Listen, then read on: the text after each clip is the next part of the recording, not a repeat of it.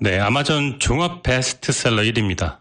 자기 개발 분야에서 아마존 260주 연속 스테디셀러, 또 월스트리트저널에서 또 종합 베스트셀러 1위를 한 책입니다. 전 세계 독자들이 주목한 최고의 책이에요. 이 책이 출간된 지는 10년 됐습니다. 2013년에 출간된 이 책이 그 해에 올해의 책에 선정이 되었습니다. 아마존에서. 원띵이라는 책입니다. 저자는 게리 켈러, 공동 저자예요. 제이 파파산이라는 그 편집자가 같이 참여를 했습니다. 인생의 반전을 불러오는 뭐라 그럴까요? 참 복잡한 세상을 이기는 단순한 힘이라고 말을 해도 될 것 같아요. 출판사 서평이 이 책을 정확하게 소개를 하고 있다는 생각이 들어서 서평을 제가 읽어드리도록 하겠습니다. 주위를 돌아보면 무슨 일을 해도 어쩌면 저렇게 잘 풀릴까? 이런 생각이 들게 하는 사람이 한 명씩은 있다. 반대로 정말 열심히 살지만 제대로 풀리는 게 없다고 여기는 사람도 있다.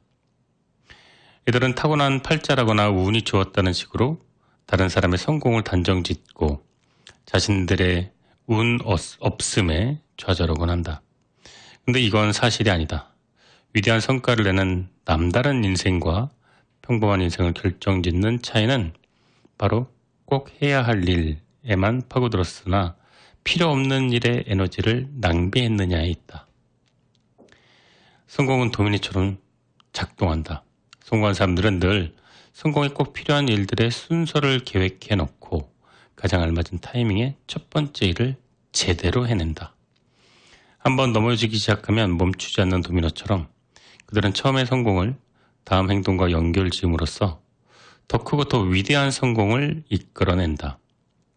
그들은 첫 번째 도미노만 정확히 찾아 쓰러뜨린다. 늘어선 수많은 도미노는 자연히 쓰러지게 된다는 성공의 도미노 효과를 잘 알고 있는 것이다. 모든 일을 시작하게 하는 단 하나의 도미노, 우리가 바로 원띵이라 부르는 이걸 찾아낼 수만 있다면 인생은 잘 풀리게 되기 마련이다.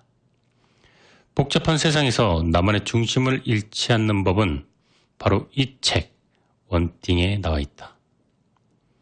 기업의 입장에서는 회사를 상장하거나 정체성을 드러내는 하나의 제품이나 서비스, 개인의 삶에서는 자신의 인생을 의미 있게 만들어주는 한 가지 목표를 이 책에서는 말한다. 다시 말해 기업의 수익성과 매출, 개인의 직업과 연봉 같은 단선적인 시각이 아닌 보다 본질을 관통하는 주제이며 목적을 향해 나아가도록 해주는 원천이다. 그래서 저자는 이 책에서 당신에게 가장 중요한 단 하나는 무엇인가? 이런 질문을 계속 던진다. 중요하지 않은 것은 버려라. 당신의 에너지를 오직 한 가지에만 집중하라. 자신만의 원땡을 찾는 방법을 알려주기 위해 쓰여진 이 책은 총 3부로 구성되어 있는데 1부에서는 모두가 성공의 원칙이라고 믿어온 6가지 거짓말에 대한 이야기를 한다. 거짓말을 조목조목 비판하는데 이 잘못된 믿음으로 우리가 얼마나 바쁘게 살면서 실속이 없는지, 모든 일을 완벽하기 위해서 제대로 된 하나도 못하는지를 이야기하고 있다. 2부와 3부에서는 성공을 둘러싼 허상에서 벗어나 자신만의 큰 목표를 세우도록 우리를 안내하는 내용들이 담겨져 있다.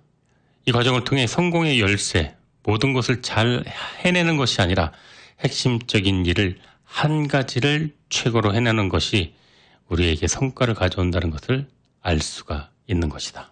인생에도 뺄셈이 필요하다. 오늘날 대부분의 사람들은 자신의 인생에 중요하지 않은 일들을 하고 필요 없는 관계를 유지하느라 대부분의 시간과 에너지를 빼앗기고 있다. 당장 오늘 하루를 둘러보라.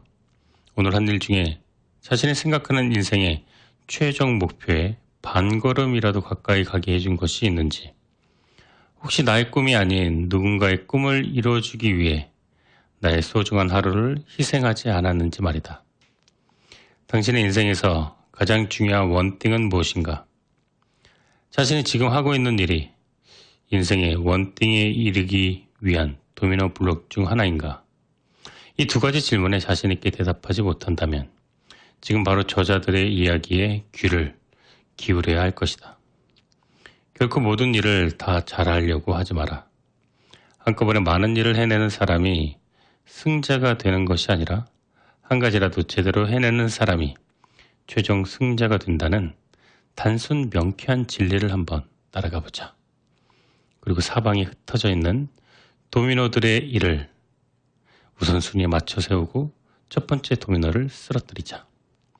뒤로 줄줄이 넘어질 준비가 되어 있는 더 큰 성공으로 이어지는 긴 도미노를 발견하게 될 것이다. 네, 우선 이 원띵, 이 책, 게리 켈러, 제이 파파산 이 공동 저자인데 한국의 독자들에게 라는 그 서문이 있어요. 게리 켈러 저자가 텍사스 오스틴에서 적어서 이제 한국의 독자들에게 보내준 편지 형식인데 저는 이 글이 너무나도 와닿더라고요. 여러분께 소개해 드릴게요. 나는 이 책의 처음부터 끝까지 오직 한 가지만 질문할 것이다. 그 질문에 담긴 깊이와 파장은 오직 당신만이 할 수 있다. 질문에 대한 해답 또한 당신만의 특별한 경험, 독특한 시각, 그리고 변화를 향한 신념에 따라 달라질 것이다. 어떤 답이 나오든 그 파장이 크든 작든 정답이란 없으며 그것은 결코 나의 관심사가 아님을 밝혀둔다. 나는 그저 당신이 변화를 향해 한 걸음 움직이길 바랄 뿐이다. 나의 한 가지 질문은 다음과 같다. 당신의 단 하나는 무엇인가? 누구에게나 당신의 삶을 의미 있게 만드는 단 하나가 존재한다. 인생 전체를 감싸는 개인적인 삶, 인간관계, 사업, 재정 이런 여러 부분에서 본질적으로 생각하는 단 하나가 있을 것이다. 이 책에서 말하고자 하는 가장 근본적인 핵심은 이토록 다양한 분야에서 각각 자신만의 단 하나를 찾아내고 그걸 위해 노력해야 한다는 것이다. 직업적인 맥락에서 나의 단 하나는 내가 가진 지식과 경험을 전달하고 사람들과 공유하는 일이다. 사업가로서 다른 업무와 역할을 해야 할 때도 많지만 나는 언제나 교육자의 입장으로 돌아가는 것을 최우선으로 삼는다. 그것이 나의 열정을 불태울 수 있는 단 하나의 분야이기 때문이다. 지금까지 1:1 코칭 수많은 강연을 통해 넓은 세상을 더 작게 만들어주는 기술을 통해 세계의 다양한 사람들과 소통했던 경험은 내가 누릴 수 있는 특권이자 영광이었다. 나의 단 하나를 한국의 독자들에게도 전할 수 있어 행복하다. 여러분들이 더 작은 일을 통해 더 많은 일을 해낼 수 있도록 도움이 되고 싶다. 자신의 초점을 더욱 좁힐 수 있는 통찰을 얻고 각자가 원하는 탁월한 성과를 이뤄내길 바란다. 여러분 각자의 목소리가 자유롭게 울려 퍼지기를 바라며 이제 남은 건 전진뿐이다. 텍사스 오스틴에서 게리 켈러. 네, 서문이었어요. 저는 이 부분이 참 인상적이었습니다. 직업적인 맥락에서 나의 단 한 가지, 내가 원하는 단 한 가지는 나의 지식과 경험을 전달하고 사람들과 공유하는 것이다. 나는 언제나 교육자의 입장으로 돌아가는 것을 최우선으로 삼는다. 그것이 내 열정을 불태울 수 있는 단 하나이기 때문이다. 이 게리 켈러라는 저자는 자신이 가진 지식과 경험을 전달하고 사람과 공유하는 게 원띵이라고 했습니다. 그러니까 정말 이런 좋은 책이 만들어지는 것 같아요. 또 본문 내용에 보면은 중요한 일만 파고들어라 라는 그 항목이 나와요. 이 중요한 일. 자, 그 중요한 일은 저자가 말하는 이 중요한 일은 어떤 것인가? 네, 본문 내용 제가 읽어드리도록 하겠습니다. 사람에게 주어진 시간은 모두 공평하게 하루 24시간인데 왜 어떤 이들은 다른 이들보다 더 많은 일을 해낼까? 그들은 어떻게 더 많은 일을 하고 더 많은 걸 이룩하고 더 많이 벌고 더 많이 소유하는가? 시간이 곧 성취를 위한 화폐라면 어떻게 누군가는 똑같이 주어진 시간을 더 많은 화폐로 바꿀까?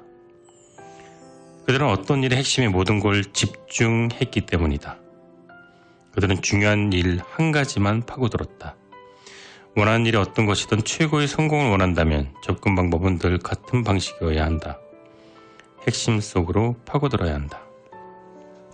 파고든다는 건 자신이 할 수 있는 모든 일을 무시하고 반드시 해야만 하는 일에만 집중하는 걸 뜻한다.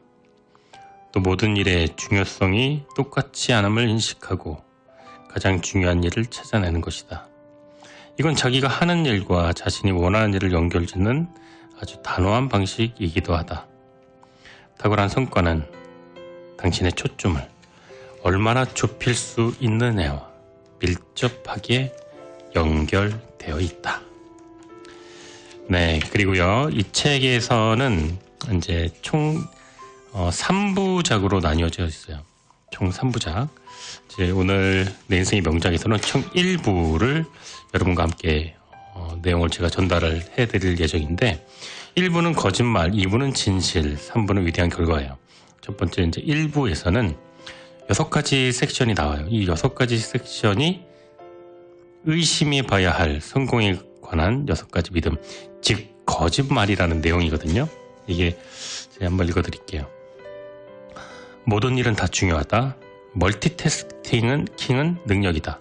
성공은 자기관리에서 온다. 의지만 있으면 못할 게 없다. 일과 삶의 균형이 필요하다. 일을 크게 벌리는 건 위험하다. 근데 이게 그렇게 해야 된다는 게 아니라 성공에 관한 잘못된 믿음이에요. 그러니까 거짓말이라는 거죠. 네. 이 거짓말들이 왜 거짓말인지 일부 거짓말이라는 주제로 여러분과 함께 이야기 나눠보도록 하겠습니다. 첫 번째는 모든 일이 다 중요하다인데요. 노래 듣고 돌아와서 시작하겠습니다. 게리 켈러, 제이 파파산 공동저자 The One Thing. 자, 1부 거짓말 시작하도록 하겠습니다. 1부 거짓말 빨간색 표지 앞에 이런 글이 쓰여져 있어요. 마크 트웨인이 적은 글인데요. 우리가 잘못된 길에 빠진 건 뭔가를 몰라서가 아니라 안다고 확신하기 때문이다.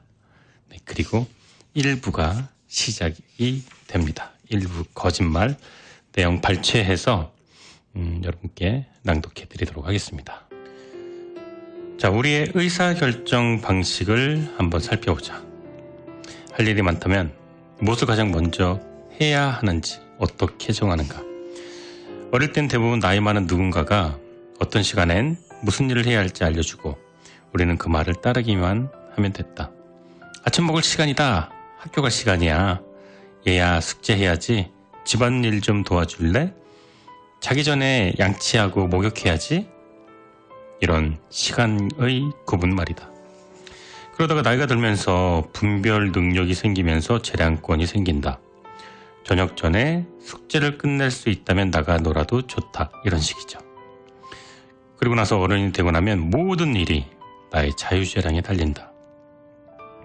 그러니까 모두가 자신의 선택에 의해 하루가 달라지는 것이다.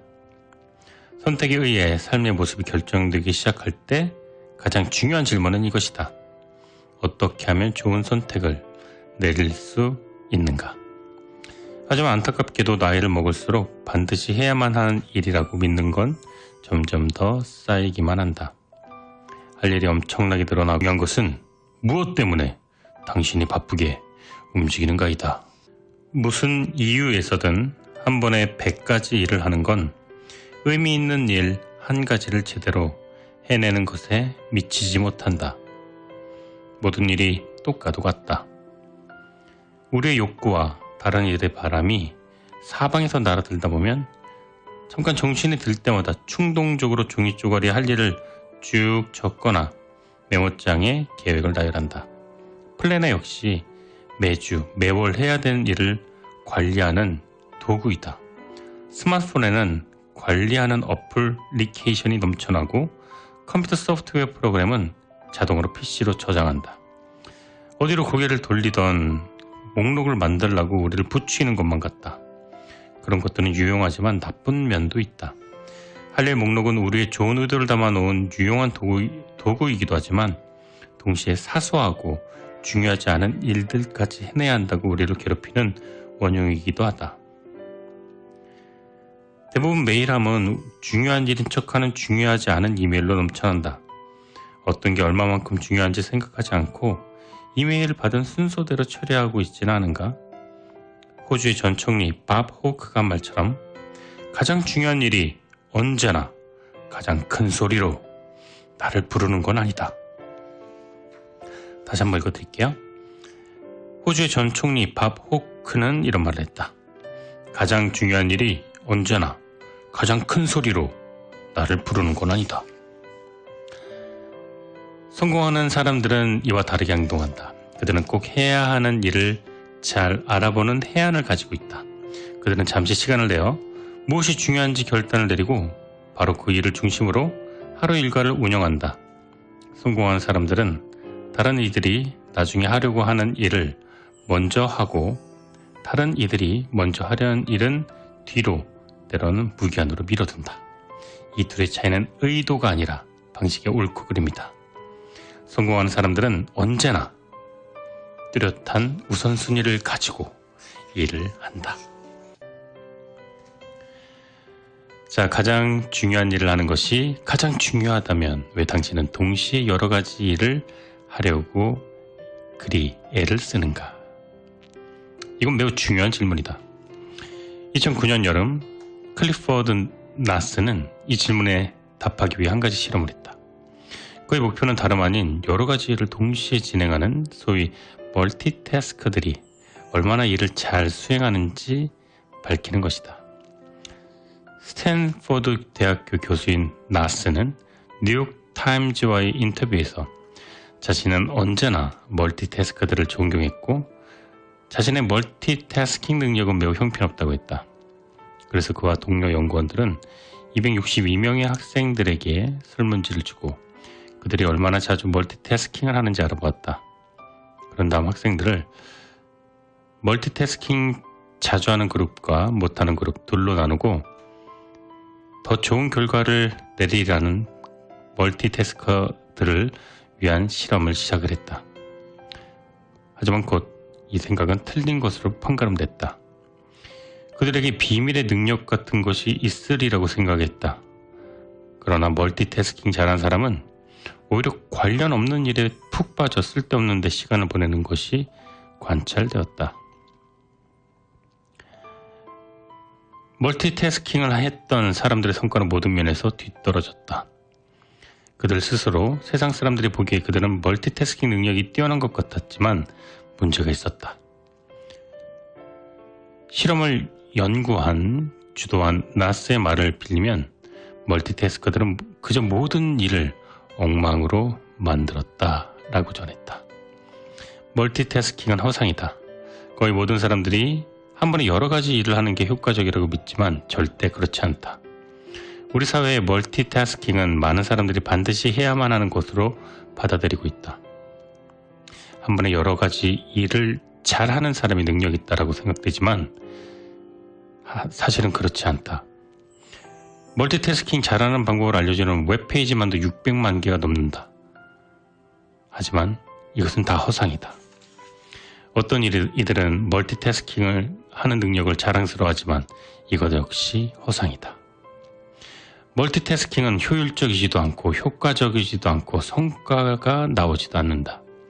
한 번에 두 가지 일을 하려고 하면 그중 하나도 잘하지 못하는 경우가 빈번히 발생한다. 멀티태스킹이 더 많은 일을 해낼 수 있는 효과적인 방법이라는 믿음은 허상이다. 그것은 단지 우리가 일을 제대로 하지 못하게 만드는 아주 효과적인 방법일 뿐이다. 스티브 우젤은 말했다. 멀티태스킹은 한 번에 여러 가지 일을 망칠 수 있는 효과적인 방법이다. 실제로 사람은 걸어가면서 말을 하고 껌 씹으면서 지도를 보는 것처럼 한 번에 두 가지 이상 일을 할 수 있다. 하지만 컴퓨터와 마찬가지로 두 가지 일을 동시에 어렵고 복잡한 일을 집중할 수는 없다. 컴퓨터의 경우에는 해도 문제될 게 없지만 사람은 문제가 된다. 두 대의 비행기가 동시에 하나의 활주로에 착륙 효과를 받는다든지 환자에게 엉뚱한 약을 투여하고 수술을 하는 동시에 TV를 본다든지 아기를 욕조에서 목욕을 하면서 중요한 회의를 진행한다든지 어떤 인간도 두 가지 중요한 일은 완벽하게 해낼 수 없다. 그것이 인간이다. 이와 같은 잠재적인 비극들은 모두 사람이 한 번에 너무 많은 일을 동시에 하려고 애쓰다가 발생되는 비극이 벌어질 수 있다는 것을 알아야 된다. 어른들은 전화통화를 하거나 뭘 먹으면서 또는 화장을 하거나 심지어 면도를 하면서 운전할 수도 있다. 자기 방에서 무언가 하거나 다른 방에 있는 사람에게 이야기를 할 수도 있다. 식당에서 자리 잡고 앉기도 전에 스마트폰으로 텍스트 메시지를 보낼 수도 있다. 하지만 해야 할 모든 일을 하기에 우리는 시간이 부족한 게 아니다. 주어진 시간 내에 너무 많은 일을 해야 한다고 느끼는 것이 문제인 것이다. 우리는 절대 부족한 시간이 아니다. 모든 일을 해낼 수 있다는 희망을 가지고 2가지, 3가지를 우리는 한꺼번에 하려고 한다. 하지만 우리는 그럴 필요가 없다. 업무는 오늘날 사무실에서 마음을 산란하게 하는 멀티태스킹의 난장판의 꼭대기 집합체이다. 프로젝트를 열심히 집중해서 하려는 사이 누군가가 자지를 듯이 기침을 하고 누군가 이게 없냐 그러고 티슈를 달라 그러고 캔디를 물어보고 커피 한잔 하자고 한다. 업무 시간 내내 새로운 이메일이 도착했다고 컴퓨터 화면에 알람이 뜨고 그 와중에 소셜미디어는 새로운 소식이 올라왔다며 당신의 주의를 끈다. 새로운 텍스트가 도착하면 휴대전화는 끊임없이 진동을 울린다. 읽자는 우편물이 매일매일 쌓여간다. 마무리 짓지 못한 업무가 눈에 보이고 상사의 호출이 있다. 부하 직원에게 일을 지시해야 된다. 사람들, 직원들, 외부 사람들 수시로 사무실을 들락거린다. 일은 집중되지 않고 업무는 엉망이 되며 우선순위 없이 시간만 흘러간다. 어쨌든 일은 완성되고 퇴근은 하겠지만 이쯤 되면 기운이 쪽 빠지는 것은 당연한 치사자. 각종 연구에 따르면 평균 직장인들은 11분마다 한 번씩 타인의 방해를 받고 하루 일과중 3분의 1 이상 집중력을 되찾는 데 사용된다고 한다. 그런데도 우리는 이 모든 걸 이겨내고 마감 기한 내내 일을 마쳐야 모든 일이 끝나게 된다. 실제로 한 번에 2가지를 하면 무슨 일이 벌어지는가? 간단하다. 2가지 일이 따로 분리된다. 우리 뇌 속에는 여러 개의 통로가 있고 그로 인해 우리 두뇌는 서로 다른 부분에서 다른 종류의 데이터를 처리할 수 있다. 걸으면서 말을 할 수 있는 게 이 때문이다. 이 경우 2 통로 사이에 간섭이나 방해가 없기 때문이다. 하지만 똑같이 두뇌를 써야 하는 2 일은 동시에 진행할 수가 없다. 걷다가 비행기 착륙시키는 방법에 대해 상생이 설명하려고 한다면, 그리고 그 설명하려는 난이도가 점점 커진다면 당신은 걷다가 멈춰야 된다. 마찬가지로 깊은 협곡 위에 드리워진 밧줄 구름다리를 건너가려면 말을 하고 있다가도 당신은 말을 멈춰야 할 것이다. 한 번에 2가지 일을 할 수는 있지만 한 번에 2가지 굉장히 중요한 일을 효과적으로 집중할 수는 없다. 심지어 우리 집 개 맥스도 이 사실을 안다. 내가 맥스의 머리를 긁어주며 TV 농구 경기에 집중하고 있으면 맥스는 내 다리를 쿡쿡 찔러댄다. 이 말은 건성으로 머리를 긁어주는 건 성이 차지 않는다는 그런 뜻이다. 2009년 뉴욕타임스 기자 매트 릴렉은 운전 중 문자 메시지 보내거나 통화하는 게 얼마나 위험한지에 대한 기사를 냈다. 그는 이 기사로 보도부문 퓰리처상을 받았다. 그가 밝혀낸 바에 따르면 운전으로 인해 발생하는 사고 사망 중 16%가 문자 메시지와 통화를 하면서 일어났다고 전해진다. 매년 50만 건에 이르는 부상이 문자와 통화를 하다가 사고를 일으킨다고 나와 있다. 심지어 가벼운 통화도 전체 집중력의 40%를 잡아먹는다고 한다. 이 증거가 너무나 명백히 나타나자 대부분의 지방자치단체에서는 운전 중 휴대전화 사용을 전면 금지했다. 어쩌면 온 가족이 탄 자동차가 무시무시한 트럭과 부딪히는 일이 문자 한 통 때문에 벌어질 수 있는 것이다. 이런 멀티태스킹은 살거나 죽거나의 문제를 야기할 수도 있다. 생명이 달리는 문제에서 멀티태스킹은 매우 치명적이다. 비행기 조종사나 의사가 자신에게 주어진 일을 할 때 다른 모든 걸 잊고 그 일에만 전념하기를 당신은 당연히 바랄 것이다. 그런데 우리는 어떤가? 당신은 당신 일을 하면서, 전화를 하면서, 운전을 하면서 문자를 하고 있지 않은가? 당신은 얼마나 하찮은 일을 하고 있는 것이 어떤가? 당신의 일이 중요하다고 생각한다면 당신은 한 가지 일에 집중해야 될 것이다. 자신에게 가장 중요한 일을 하고 있으면서 대체 당신은 왜 멀티태스킹을 용납하는가? 집중력의 결핍은 업무 말고도 우리의 개인적인 삶에 어떤 영향을 미치는가? 작가인 데이브 크렌쇼는 이렇게 썼다. 우리가 함께 사는 사람이나 함께 일하는 사람들은 우리의 관심을 온전히 받을 권리가 있다. 그들을 향한 관심이 분산되거나 그들에게 단편적인 시간만을 내주거나 관심이 이리저리 왔다 갔다 하는 것은 정말로 미안한 일이다. 그리고 그 미안한 감정, 그것이 반복된다면 관계는 망가지고 말 것이다. 한 사람은 열심히 대화를 이어가려 애쓰지만 다른 한 사람은 식탁 밑으로 문자를 보내고 있는 커플을 보면 정말로 안타깝다. 그리고 데이브 크렌쇼의 말이 정말로 얼마나 큰 진리인지 새삼 깨닫게 된다. 성공은 철저한 자기관리에서 온다. 성공한 사람은 자기관리가 철저한 삶을 사는 자신과 절대 타협하지 않는 사람이라는 것이 일반적인 사람의 인식이다. 하지만 그건 사실이 아니다. 사실 우리가 이미 가지고 있는 자기 통제력 외에 더 많은 게 필요하지는 않다. 그저 옳은 방향으로 조금 더 잘 관리해야 할 뿐이다.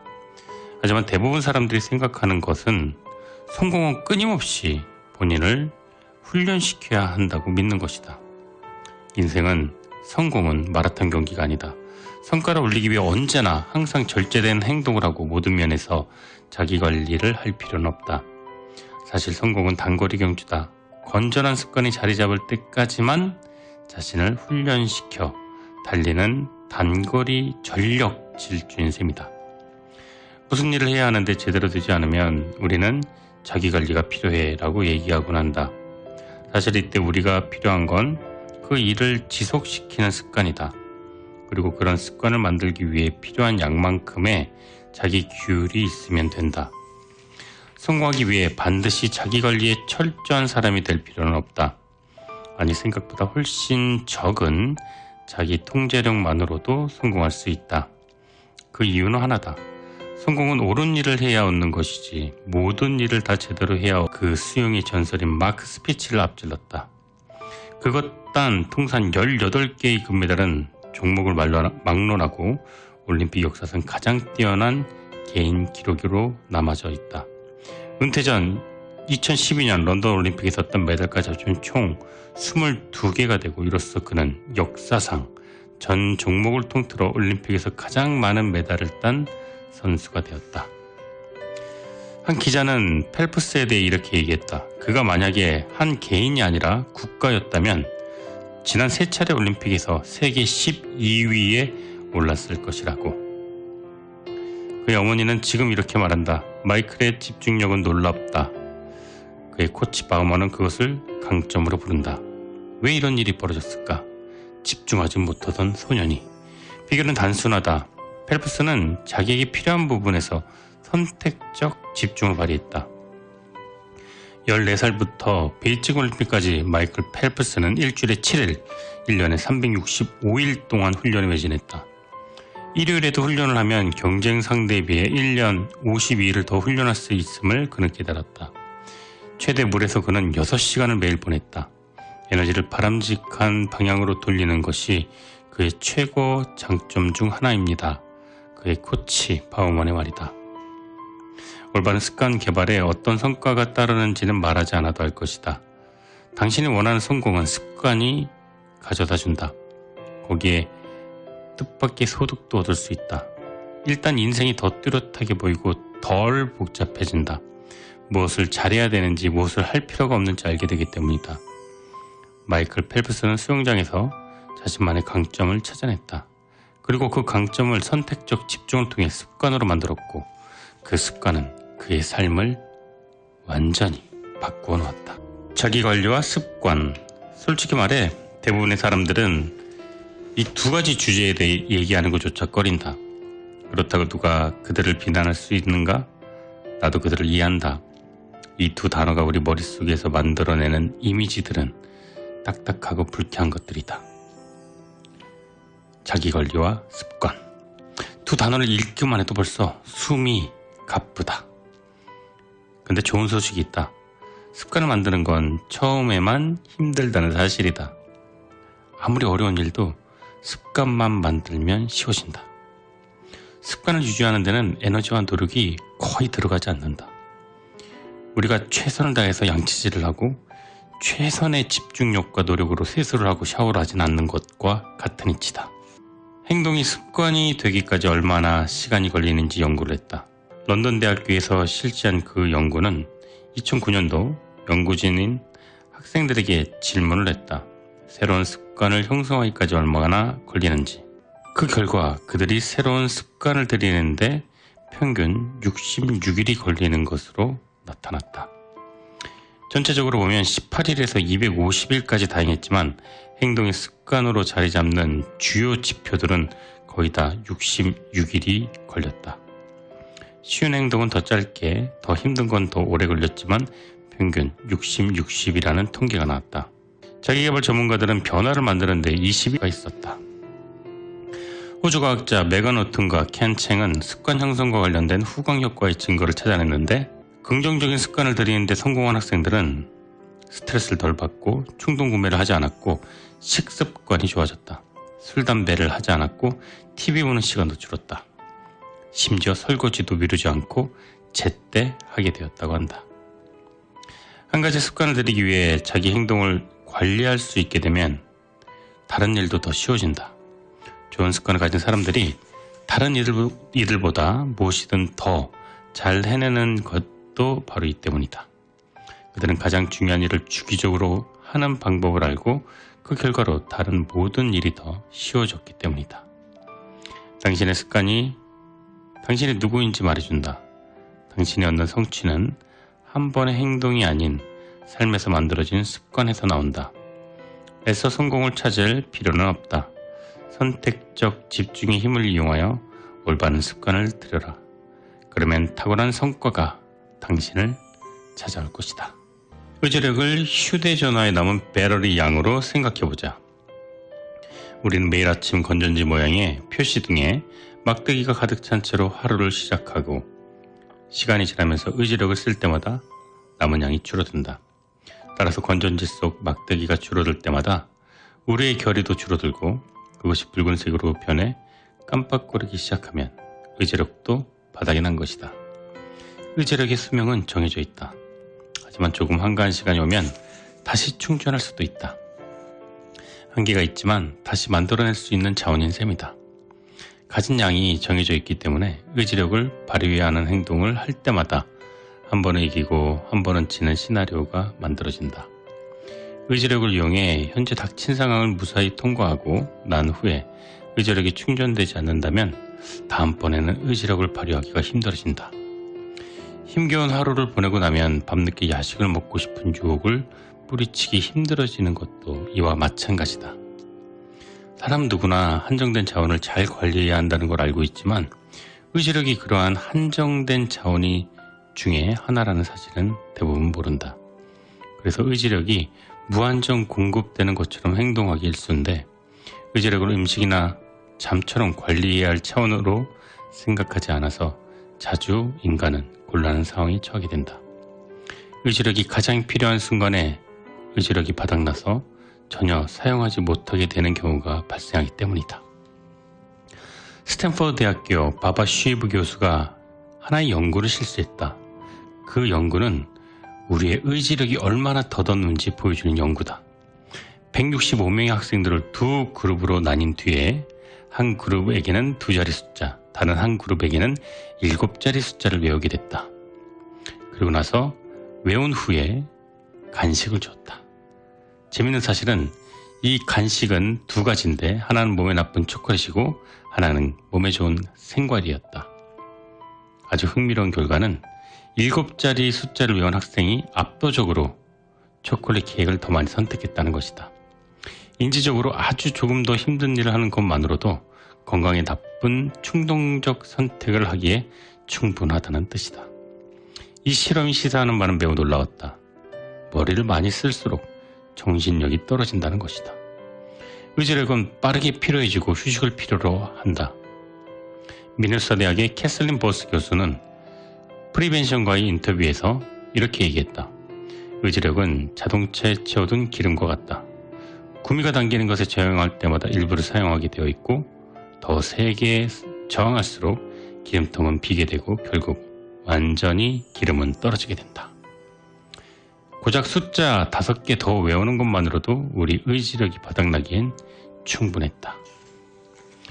의지력이 회복이 느린 정신적 근육과 같다는 결론은 한 가지 일을 위해 의지력을 사용했다면 연료를 재충전해야 된다는 뜻이다. 최선을 다하려면 말 그대로 우리 정신력이 무언가 먹을 것을 줘야 된다. 그야말로 생각을 위한 음식이 필요하다는 뜻이다. 오랜 시간 동안 균일하게 혈당을 높여주는 음식, 복합 탄수화물, 단백질 이런 것들은 높은 성과를 올리는 사람들의 연료가 된다. 말 그대로 우리가 먹은 음식이 곧 우리가 된다는 것을 알 수가 있다. 의지력에 관한 한 타이밍이 무엇보다 중요하다. 올바른 일을 하고 있을 때는 다른 어떤 것에도 정신이 팔리거나 엉뚱한 길로 빠지지 않게 의지력을 최대한으로 끌어올릴 필요가 있다. 그런 다음에는 완수한 일을 계속 유지하거나 그걸 망치지 않기 위해 남은 시간 동안 충분한 의지력이 더 필요한 것이다. 성공하기 위해 필요한 의지력은 그것이 전부다. 따라서 하루라는 시간을 투자해 최고의 성과를 얻고 싶다면 의지력이 떨어지기 전에 당신의 가장 중요한 일, 그 한 가지 일을 일찍 해치워야 한다. 시간이 흐르면 의지력이 흐트러지므로 가장 중요한 일을 하는데 최고의 의지력을 발휘해야만 한다. 의지력과 싸우지 마라. 의지력의 작동 방식에 맞춰 하루 일과와 인생을 설계해야 한다. 의지력을 늘 꺼내 쓸 수 없을지 몰라도 가장 중요한 일에 가장 먼저 사용할 수는 있을 것이다. 예전에 아내가 자기 친구 이야기를 들려준 적이 있다. 그 친구의 어머니는 학교 선생님이었고 아버지는 농부였다. 친구의 부모는 은퇴 후에 여행 다닐 걸 기대하며 궁상스러울 정도로 돈을 아끼고 평생 구두쇠처럼 살았다. 친구는 어머니와 함께 정기적으로 동네 옷가게에 가서 옷감과 옷본을 고르는 즐거운 기억을 가지고 있었다. 어머니는 그렇게 장만한 옷감으로 나중에 은퇴 후 여행을 다닐 때 입을 옷을 만들 것이라고 했다. 하지만 어머니는 결국 은퇴를 하지 못했다. 교직 생활의 마지막 해에 암에 걸렸고 얼마 뒤 숨을 거둔 것이다. 홀로 남은 아버지는 함께 모은 돈에 감히 손을 대지 못했다. 그것은 부부가 함께 모은 그들의 돈이었고 돈을 함께 쓸 아내가 곁에 없기 때문이었다. 아버지가 돌아가시고 난 후 친구는 부모님의 집을 정리하러 갔다가 벽장이 옷감과 드레스 옷본으로 가득 찬 걸 발견했다. 어머니가 돌아가신 후에도 아버지는 그것을 치우지 못했던 것이다.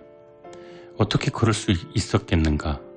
거기에는 너무나도 큰 의미가 담겨 있는데 지키지 못한 약속으로 가득 차 있어서 감히 들 수조차 없을 만큼 무겁게 느껴졌을 것이다. 시간은 우리를 기다려주지 않는다. 무언가를 지나치게 극단으로 몰아가며 뒤로 미루다간 그것을 영영 만나지 못하게 될 수도 있다. 거의 평생을 매일같이 야근하고 주말에도 일하던 아주 성공적인 사업가를 알고 있다. 그는 그게 모두 가족을 위한 것이라 믿었다.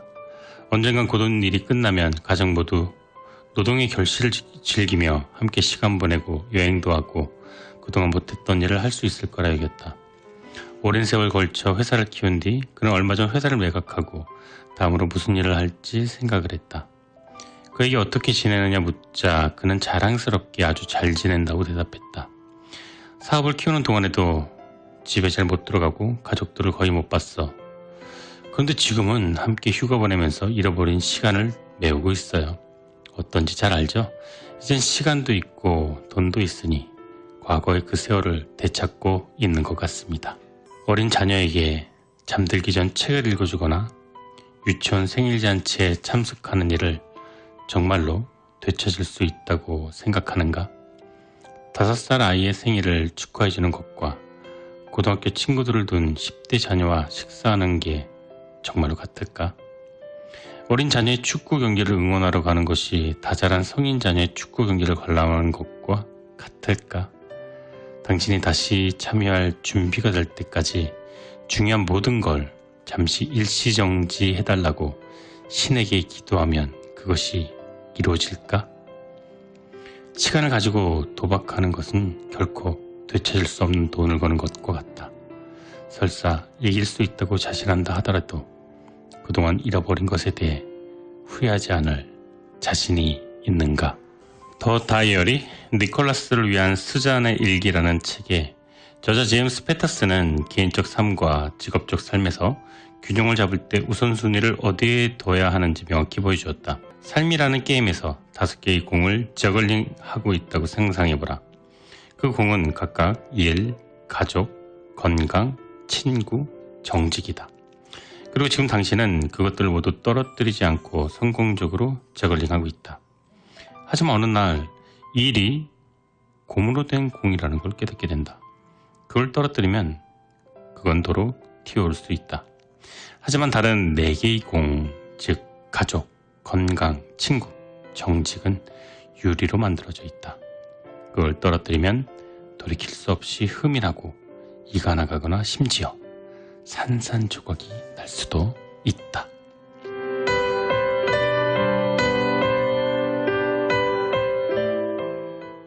두 개의 양동이를 들고 균형을 잡는다고 생각하라. 직업적 삶과 개인적 삶을 2개의 양동이에 나누어서 담아라. 각각의 양동이에는 나름의 중심 잡기 기술과 접근법이 있다. 업무에는 완전히 익혀야 하는 기술이나 지식이 필요하다. 당신의 업무 생활은 크게 2부분, 가장 중요한 일과 그 외의 일들로 나누어질 것이다. 가장 중요한 업무에는 극단적일 정도로 시간을 투자하고 나머지 부분에 대해서는 큰 부담을 갖지 마라. 직업적으로 성공하려면 그렇게 해야 한다.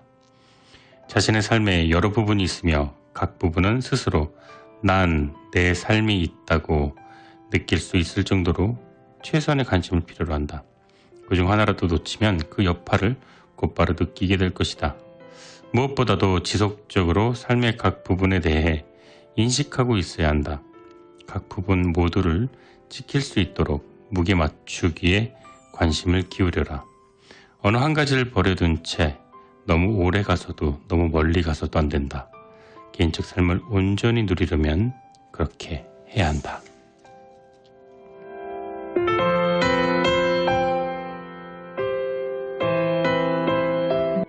지구가 평범하다는 믿음 때문에 얼마나 많은 선장들이 돛을 기회를 놓쳤는가.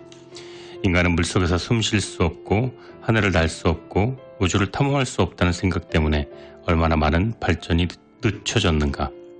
역사적으로 우리는 우리의 한계를 추정하는 실력이 형편없었다. 하지만 좋은 소식이 있다. 과학은 추측하는 게 아니라 진보하는 기술이라는 점이다. 당신의 삶도 마찬가지다. 자신의 한계를 아는 사람은 없다.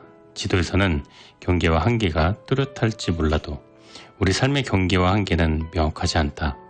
그런데 왜 자꾸 한계를 지으려고 하는가?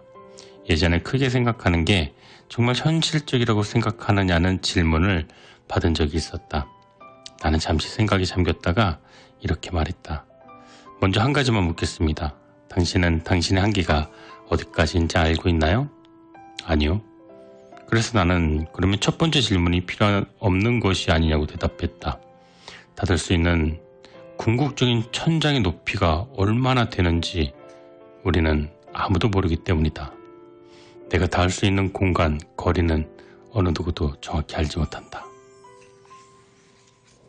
그러니 우리는 크게 생각하는 습관을 들여야 한다. 오늘도 그리고 내일도 남다른 성과를 거둘 수 있으려면 크게 생각하고 넓고 멀리 봐야 한다. 아서 기네스가 첫 번째 맥주 양조장을 세웠을 때 그는 9,000년짜리 공장 임대 계약을 맺었다.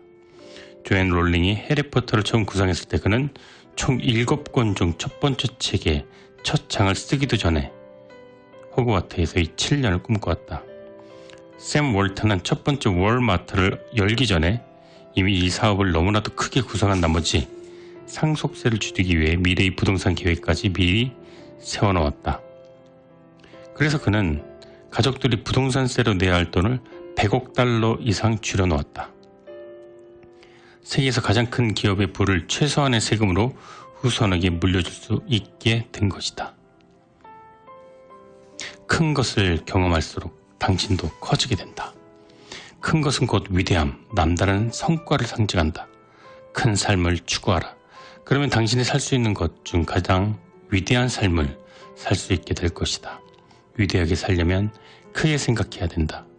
또 당신의 삶과 당신이 이룬 것들이 위대해질 수 있는 가능성을 당신은 항상 염두에 두어야만 한다.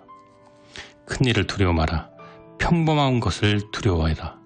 재능의 낭비를 두려워해야지 삶을 최대한으로 살지 못한 것을 두려워해야 한다. 큰 일을 두려워하는 것이 아니라 큰 일을 하지 못하는 것을 두려워해야 한다. 작은 생각으로 삶까지 작게 쪼개지 마라. 크게 생각하고 목표를 높게 잡고 대담하게 행동하라. 그런 다음 삶을 얼마나 크게 만들 수 있는지 보라. 용기가 두려움을 느끼지 않는 것이 아니라 두려움을 넘어서는 것이라면 크게 생각하는 것은 의구심을 느끼지 않는 것이 아니라 그걸 넘어서는 것이다. 크게 생각하고 크게 살아야만 자신의 삶과 일에서 진짜 잠재력을 경험할 수 있다.